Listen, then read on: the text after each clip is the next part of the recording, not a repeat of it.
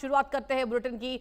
भारत के खिलाफ पाकिस्तान की खुफिया एजेंसी आईएसआई बड़ी साजिश रच रही है। इसका खुलासा सुरक्षा एजेंसियों ने किया है। दरअसल आपको बताएं, आईएसआई ने सुरक्षा एजेंसियों की कार्रवाई और आतंकी घटनाओं की जांच से बचने के मकसद से जम्मू कश्मीर में अपने स्थापित ओवरग्राउंड वर्कर्स नेटवर्क को मुख्यधारा की राष्ट्रीय राजनीतिक पार्टियों में घुसपैठ करने के निर्देश दिए हैं। यह खुलासा श्रीनगर पुलिस द्वारा गिरफ्तार ग्राउंड वर्कर्स से पूछताछ में है।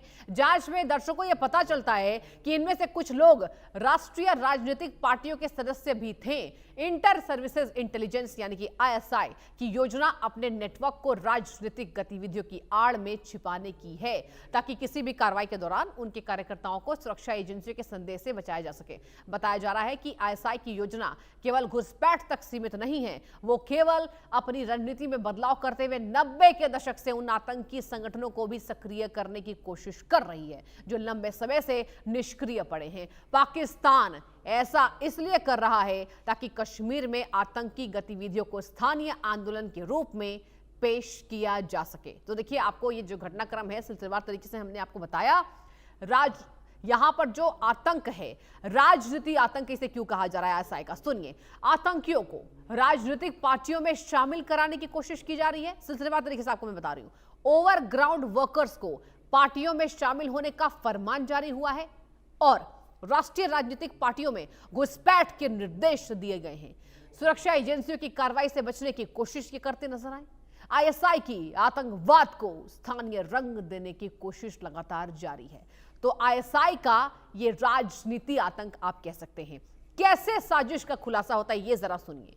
श्रीनगर पुलिस की जांच में दर्शकों को यह खुलासा हुआ, ओवरग्राउंड वर्कर्स ने पूछताछ में अपना राज उगला है। आईएसआई की योजना केवल घुसपैठ तक सीमित नहीं है, निष्क्रिय आतंकी संगठनों को सक्रिय करना उनका मकसद है। इवन कश्मीर में आतंकी गतिविधियों को बढ़ावा देना, आतंकवाद को स्थानीय आंदोलन का रूप दिया जाएगा, ऐसी स्ट्रैटेजी अपनाई गई है और इसी का खुलासा बड़े स्तर पर होता नजर आ रहा है। आप देखिए, जो आपको सिलसिलेवार तरीके से हम लिखकर दिखा रहे हैं।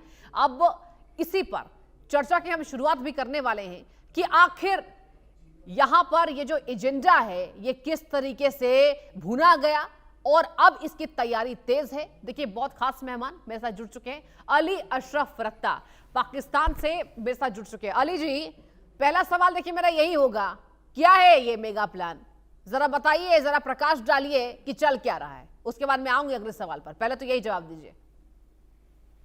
अच्छा, शुक्रिया। अभी तक जो आपने बात की है, मेरा ख्याल है कि उसमें आपने सिर्फ एक कहानी है जो सुनाई है और उसके पीछे कोई लॉजिक नहीं है, कोई एविडेंस नहीं है, कोई ऐसा सॉलिड एविडेंस नहीं है जो इंटरनेशनली या नेशनली किसी भी कोर्ट ऑफ लॉ में प्रूव किया जा सके। अभी सिर्फ एक अजम्पशन है जिसके ऊपर आप अपनी सारी स्टोरी जो है ये कर रहे हैं। मींस अभी तक एज अ जर्नलिस्ट जो मैं आपकी बात से अभी तक गेज कर पाया हूँ, जो चीज़ वो यही है कि इसके अंदर सिर्फ एक जो आपका बयानिया है, नैरेटिव है, उसको टो करने के लिए ये हो सकती है स्टोरी। अदरवाइज अगर कोई सॉलिड एविडेंस है या कोई आपके पास कोई ऐसी चीज है जो सर्कमस्टेंशियल एविडेंस भी हो, बेशक वो एटलीस्ट इस चीज को बैक करे जो अभी आप इतना स्ट्रांगली इस चीज को कह रहे हैं कि आईएसआई जो है या पाकिस्तान आर्मी या पाकिस्तान एस्टैब्लिशमेंट जो है वो ये जो है वो कर रही है। हाँ, अदरवाइज पाकिस्तान जो कश्मीर में लोग हैं, वो चाहे वर्कर है या चाहे वो किसी पॉलिटिकल पार्टी से है या चाहे वो कुछ भी किसी भी प्रोफेशन से बिलोंग करता है, वो उसका राइट है कि वो पॉलिटिक्स में आए, वो किसी जमात को ज्वाइन करे, वो अपनी जमात बनाए। ये आपकी साइड का कश्मीर है या मेरी साइड का कश्मीर है, दोनों कश्मीर के लोगों को ये हक है कि वो पॉलिटिक्स में पार्टिसिपेट करें और वो अपना जो हक रायदही है वो इस्तेमाल करें। तो इसमें मेरा ख्याल है कि परेशानी की कोई बात नहीं होनी चाहिए है और ना ही इसके पीछे किसी साजिश को लिंक करना चाहिए, क्योंकि आप देखें कि जब भी भारत में कोई प्रॉब्लम होता है वो पाकिस्तान पे, पाकिस्तान की एजेंसियों पे, पाकिस्तान की आर्मी के ऊपर जो है वो चढ़ दौड़ते हैं बगैर ये कोई। चलिए, पहले आपको मैं सुन लेती हूँ, फिर जवाब दूंगी, फिर सवाल मेरा तैयार है जी। तो बस मैं यही कहना चाहूंगा कि बजाय इस चीज के कि हम इस तरह के नैरेटिव्स बिल्ड करें या जो है हर साजिश के पीछे जो है किसी हमसाये मुल्क को जो है वो लाकर खड़ा कर दे, उसकी बजाय मेरा ख्याल में हमें सीरियस एफर्ट करना चाहिए दोनों मुल्कों की एस्टैब्लिशमेंट को, दोनों गवर्नमेंट्स को, दोनों साइड के लोगों को, मिल बैठकर इस प्रॉब्लम का, इस इशू का एक परमानेंट सोल्यूशन हल करना चाहिए जो लॉन्ग टर्म हो, और दोनों मुल्कों की जनता जो है वो इस अजाब से निकले जो हम पिछले 75-80 साल से सह रहे हैं। ठीक है, देखिए अली अशरफ रत्ता जी, एक देखिए आपके पास मैं लौटूंगी, लेकिन बेहद खास मेहमान मेरे साथ जुड़ चुके हैं, उनका भी मैं स्वागत कराना चाहूंगी। Group captain UK Devnath sir, defence expert हैं, मेरे साथ जुड़ चुके हैं। सर आपका भी बहुत बहुत स्वागत और गुड आफ्टरनून आपको। देखिए सर, अली अशरफ रत्ता जी ने साफ इनकार कर दिया। आपने हमारा विषय आज का देख लिया होगा इंडिया न्यूज का, आज जो हम डिबेट कर रहे हैं। मैं इनके सवालों का जवाब देने ही वाली थी, मैं पहले आपके साथ सवाल कर लेती हूँ, फिर मैं इनका जवाब दूंगी। ये कह रहे हैं ऐसी कोई रणनीति नहीं है, इंडिया में कुछ होता है जिसको सरकार नहीं संभाल पाती है तो पाकिस्तान पर ठिकरा फोड़ती है, और कह रहे हैं कि हम सवालों का जवाब ढूंढने की कोशिश दोनों देशों के समकक्ष को बुलाकर कर सकते हैं, मतलब दोनों देशों के बीच में मीटिंग होनी चाहिए। सर 1947 से ही कोई मीटिंग सफल नहीं हो पाई है, और यहां पे अब घुसपैठ की कोशिश में रणनीति में बदलाव भी देखने को मिल रहा है। ग्राउंड वर्कर्स को जिस तरीके से निर्देश दिया गया है, देखिए अली अशरफ रत्ता जी हैं, ऑफ कोर्स ये बातों को डिनायल यहां पर मोड़ पर डाल रहे हैं। मैं आपसे चाहूंगी कि आप इसका जवाब दीजिए कि आखिर ये जो साजिश है, अब इसमें भारत सरकार को और क्या तगड़ा एक्शन लेना चाहिए। फिर मैं लौटूंगी इनके पास, क्योंकि इन्होंने सभी फैक्ट्स को डिनाई कर दिया और कहा कि आपके पास ठोस सबूत नहीं है।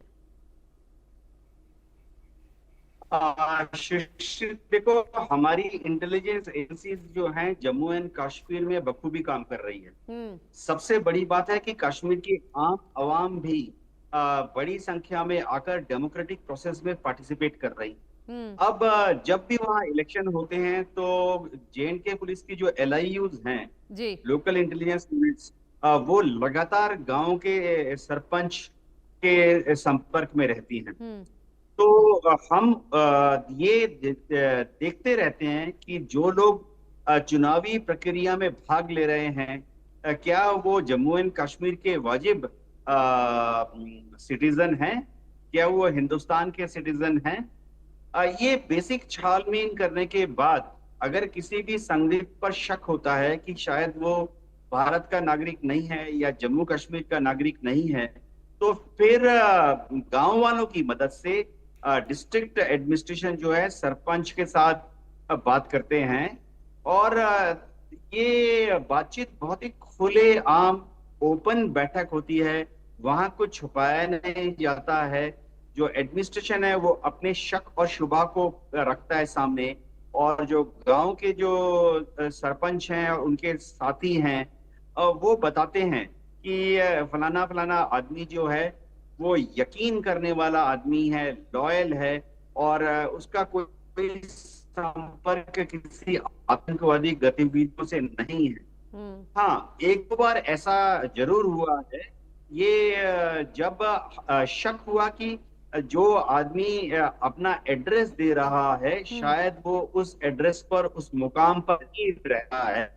ऐसे टाइम पर जब इंटरोगेशन की जाती है तो पता लगता है कि शायद वो और किसी गांव से आया है और किसी डिस्ट्रिक्ट से आया है। कई बार ये शक होता है कि शायद पाकिस्तान से आया हुआ है। देखो, वहां पर LOC के जो ऊपर हमारी जो फौजें तैयार हैं, हमारी BSF तैयार है, जम्मू कश्मीर पुलिस तैयार है। तो अगर LOC क्रॉस करके कोई भारत के अंदर आता है जो कि भारत का नागरिक नहीं है, POK से आया है, तो धरपकड़ कर लेते हैं। फिर भी इक्का दुक्का केस आ जाते हैं, और गांव वाले, देखिए वहाँ जम्मू कश्मीर में ऊंची ऊंची पहाड़ियों में जो चरवाहे होते हैं, गड़रिये होते हैं, जो अपने मवेशी को ऊपर पहाड़ों पर, दर्रों में, जंगलों में ले जाते हैं, वो भी मदद कर देते हैं। कई बार पता नहीं होता है कि शायद वो पाकिस्तानी हो, लेकिन हमारे यहाँ जैसा रिवाज है, कश्मीर में भी रिवाज है कि कोई पानी मांगता है दे देते हैं, कोई भूखा है तो उसको 2 रोटियां दे देते हैं।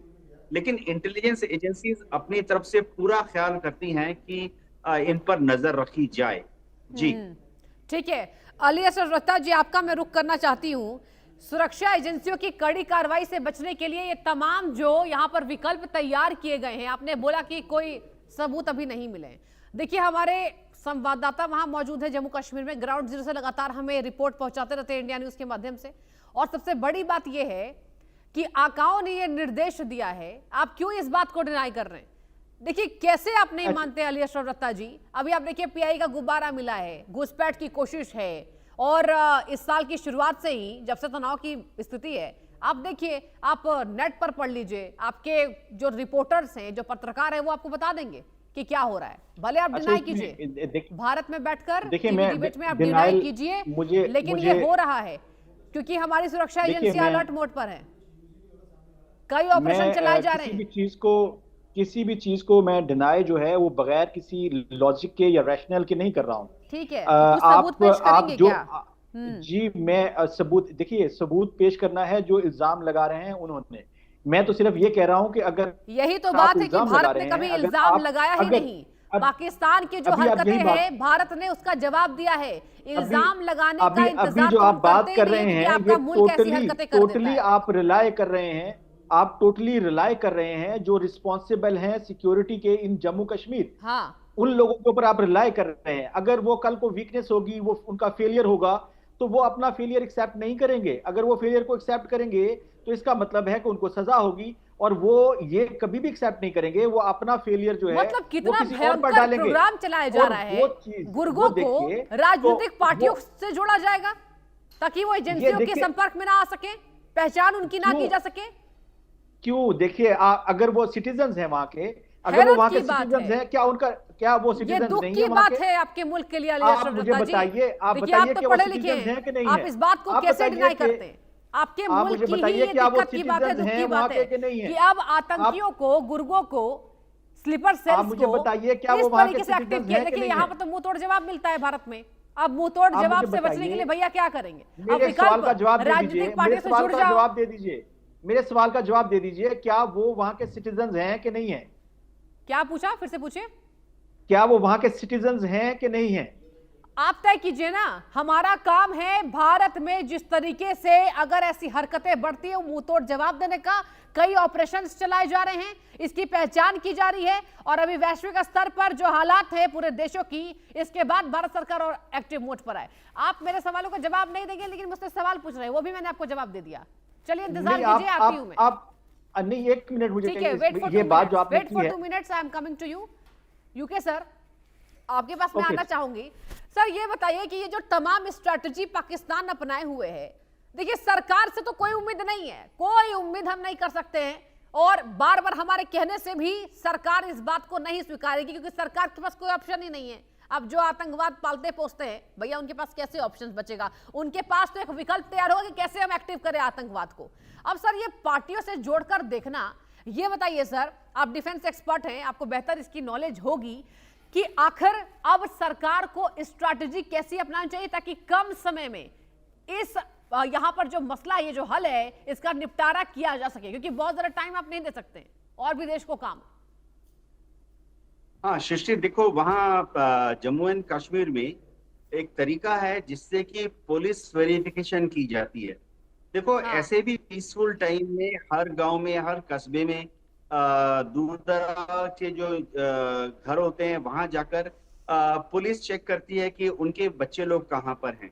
तो आमतौर पे अगर किसी भी घर में लड़के हैं 15 साल 18 साल उम्र से चालू करके 35 साल 40 साल की उम्र के, तो वो बताते हैं कि हमारा बच्चा श्रीनगर में काम कर रहा है, हमारा बच्चा जम्मू में काम करता है। तो ऐसे उनका श्रीनगर में अगर काम कर रहा है तो पुलिस देख लेती है श्रीनगर में कहाँ काम कर रहा है। अगर वो दावा करते हैं कि जम्मू में या दिल्ली में काम करता है, तो पुलिस जो है, उनके तरीके हैं, वो देख लेते हैं कि उनका बच्चा जम्मू में या दिल्ली में कहाँ काम कर रहा है। अगर आगे खोजबीन पर ऐसे पता लग जाता है कि इनका बच्चा घर से 1 महीना 2 महीना 3 महीना घर वापस नहीं आया, घर से गायब है, और वो उसका कांटेक्ट भी नहीं मिल रहा है कि वो कहाँ है, श्रीनगर में है, जम्मू में है, दिल्ली में काम कर रहा है, तो फिर उनको बुलाया जाता है और गांव वालों के प्रेजेंस में। सृष्टि, सबसे अच्छी बात है कि ऐसी कोई इंटरोगेशन पुलिस वहां अकेले नहीं करती है। गांव के जो सीनियर बुजुर्ग हैं उनके प्रेजेंस में पूछा जाता है कि आपके बच्चे कहाँ गायब हैं। तो होता क्या है कि इससे क्लू मिलते हैं। 100 ऐसे इंटरोगेशन में से 1-2 में क्लू मिलते हैं कि बच्चा ओवरग्राउंड वर्कर है उधर गया हुआ है, या अंडरग्राउंड वर्कर है इधर छुपा हुआ है, या आजकल स्लीपर सेल्स बहुत सारे बनाए हुए हैं कि वो देखने में नॉर्मल बच्चा लगता है, नॉर्मल पढ़ाई लिखाई कर रहा है, लेकिन जब उसको हुक्म मिलेगा ऊपर से तो वो दहशतगर्दी के वाकयों को अंजाम दे सकता सर है। कसाब भी नॉर्मल सृष्टि, बच्चे अच्छी की तरह बात लग ये रहा है था, कि आपको जैसे चेहरा सर याद बहन- होगा। जी जी हाँ।